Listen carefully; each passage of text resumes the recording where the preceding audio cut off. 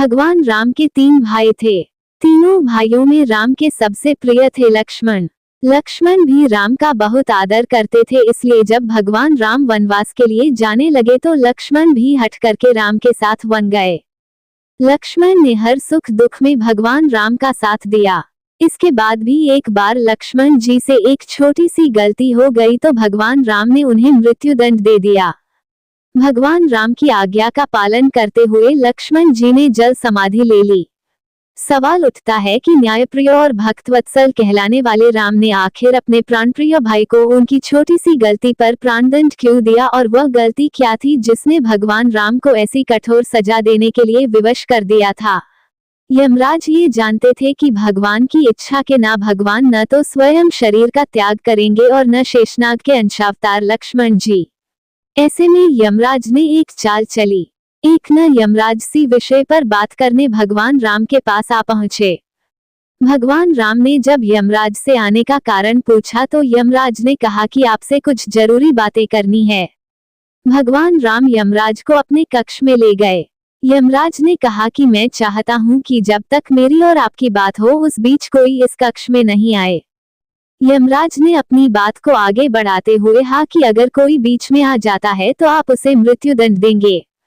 भगवान राम ने यमराज की बात मान ली और यह सोचकर कि लक्ष्मण उनके सबसे आज्ञाकारी हैं, उन्होंने लक्ष्मण जी को पहरे पर बैठाया।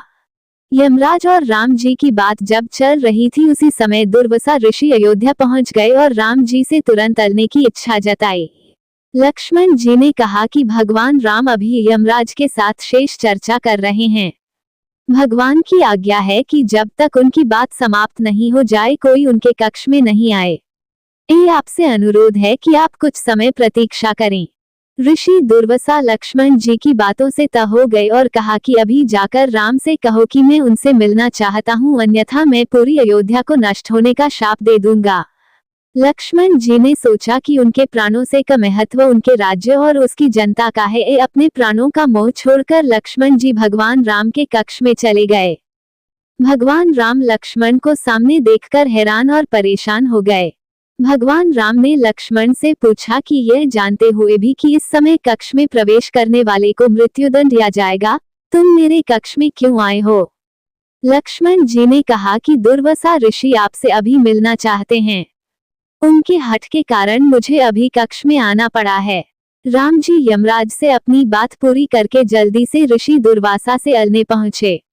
यमराज अपनी चाल में सफल हो चुके थे। राम जी से यमराज ने कहा कि आप अपने वचन के अनुसार लक्ष्मण को मृत्युदंड दें। भगवान राम अपने वचन से मजबूर थे। राम जी सोच में थे कि अपने प्राणों से यह भाई को कैसे मृत्युदंड दिया जाए।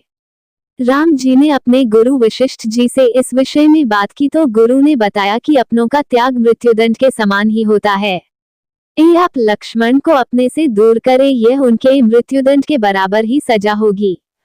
जब राम जी ने लक्ष्मण को अपने से दूर जाने के लिए कहा तो लक्ष्मण जी ने कहा कि आपसे दूर जाकर तो मैं यूं भी मर जाऊंगा। अब मेरे एत है कि मैं आपके वचन की लाज रखूं। लक्ष्मण जी भगवान राम को प्रणाम करके राजमहल से चल पड़े और सरयू नदी में जाकर जल समाधि ले ली। इस तरह राम और लक्ष्मण दोनों ने अपने अपने वचनों और कर्तव्य का पालन किया। कहते रघुकुल रीति सदा चली आई, प्राण जाए पर वचन न जाए।